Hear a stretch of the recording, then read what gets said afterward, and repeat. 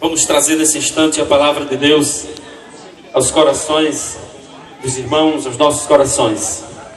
O texto que lemos, João capítulo 3, versículo 16, que nos diz: porque Deus amou o mundo de tal maneira que deu o seu Filho unigênito, para que todo aquele que nele crê não pereça, mas tenha a vida eterna. Porque Deus enviou o seu Filho ao mundo não para que condenasse o mundo, mas para que o mundo fosse salvo por ele. Amém? Esse texto é um texto muito conhecido dos irmãos. Todos os crentes, desde os mais novos até os mais antigos, no Evangelho, conhecem essa porção da palavra do Senhor que acabamos de ler. Então, baseado nesse texto, gostaríamos de pregar nessa noite sobre o amor de Deus nessa noite. Amados irmãos, querida igreja do Senhor Jesus, amados presentes nessa noite, queremos dizer algumas verdades nessa noite para os irmãos, algumas verdades que estão baseadas dentro dos planos de Deus, dentro dos planos do Senhor, para os amados irmãos. Nós vivemos em um mundo físico, mas depois desse mundo físico, nós também vivemos um mundo espiritual. Pastor José Pessoa. Esse mundo físico que nós vivemos, ele exige de nós alguns cuidados. Exemplo, nós vivemos regidos sob uma Constituição, sobre uma lei. Essa lei é a Constituição Federal, que ela nos impõe algumas restrições. E nós somos regidos por essa Constituição. Então, nesse mundo em que vivemos, tem algumas coisas que nós não podemos fazer, porque se nós fizermos, nós seremos punidos pela lei. Depois os irmãos vão entender aonde eu estou querendo chegar. Se a pessoa cometer um determinado crime, ele vai ser punido na forma da lei, não é isso? Da lei do homem. E é assim que é esse mundo que nós vivemos. Por exemplo, se você furar um sinal de trânsito, um semáforo, você sabe que você vai sofrer uma multa. Você pode sofrer uma multa, você pode ser multado, porque está transgredindo a lei, infringindo a lei. E aí você sabe que tem as consequências, todas as consequências. E no mundo de Deus, queridos irmãos, que é o mundo espiritual, nós também temos que cumprir algumas leis. Não é isso? Então, essas leis que nós devemos cumprir, nós podemos chamá-las de leis ou verdades espirituais. Então, dentro desse texto que lemos, a primeira verdade espiritual que eu gostaria de trazer para os amados irmãos, para os amados irmãos ouvintes, a primeira verdade é que Deus nos ama. Deus nos ama. Você crê que Deus ama você? Deus nos ama. Amém. Mas, meus amados, analisando sobre o amor de Deus,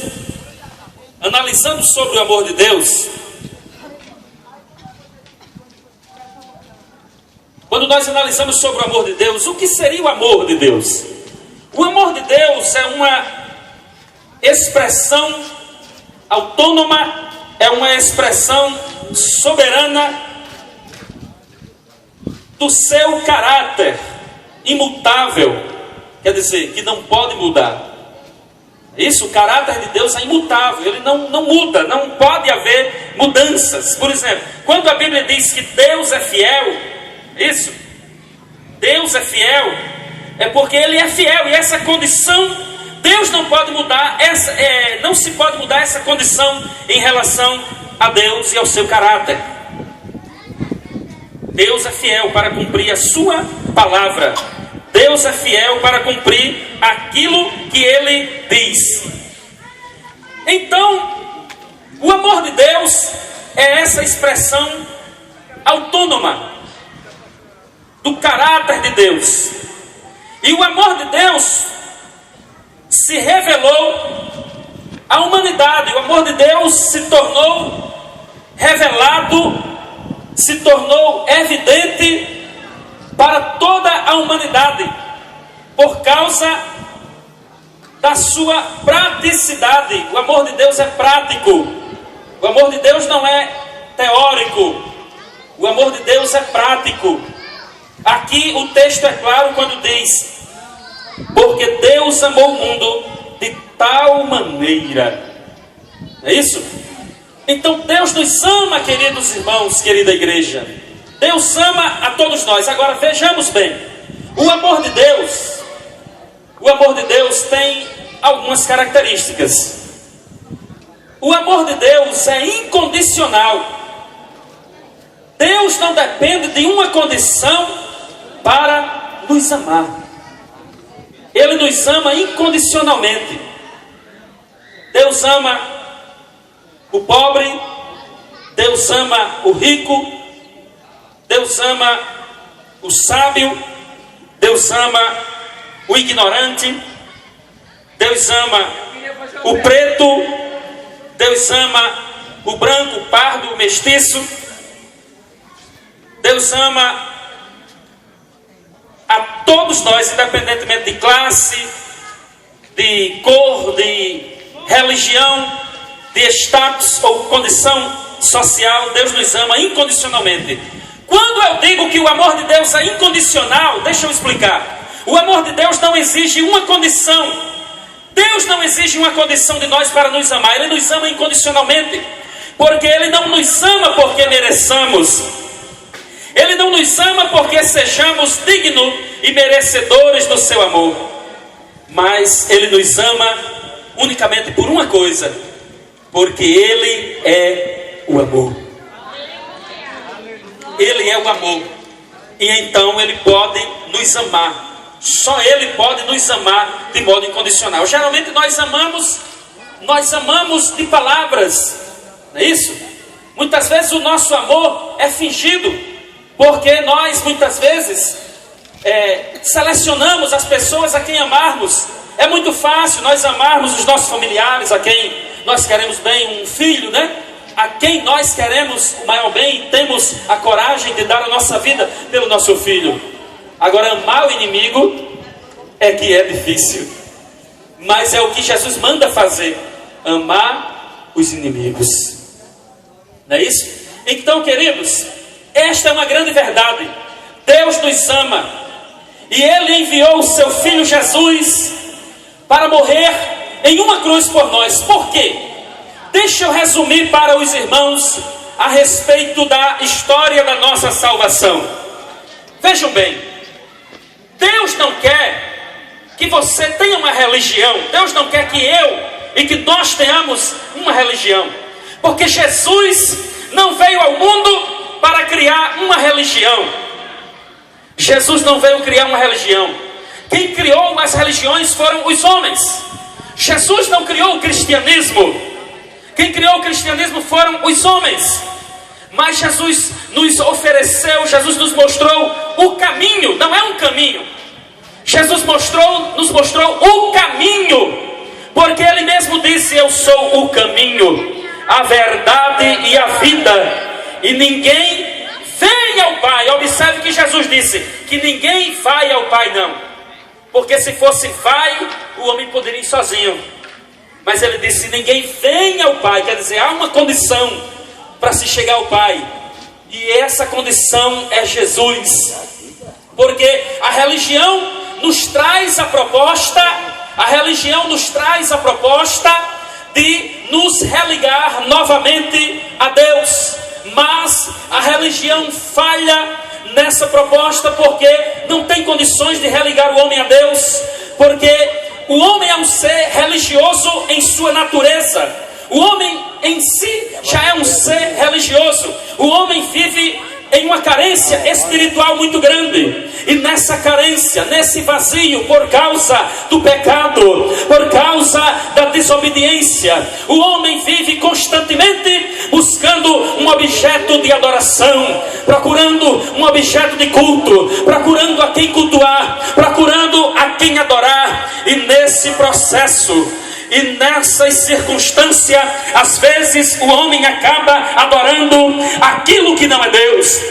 E nessas circunstâncias o homem muitas vezes acaba correndo para bater em uma porta que ali não está Deus, que ali não está o Senhor, numa porta onde não há refúgio, numa porta onde não existe a verdade, numa porta onde não está o caminho certo. Mas Jesus garantiu, o Senhor Jesus garantiu: eu sou o caminho, a verdade e a vida, e ninguém vem ao Pai senão por mim. Queridos irmãos, talvez você que está me ouvindo através desse aparelho de som, talvez você esteja há muito tempo batendo em muitas portas e não tenha encontrado o caminho verdadeiro. Talvez você tente preencher o vazio do seu coração através dos vícios, através das bebidas, através do cigarro, através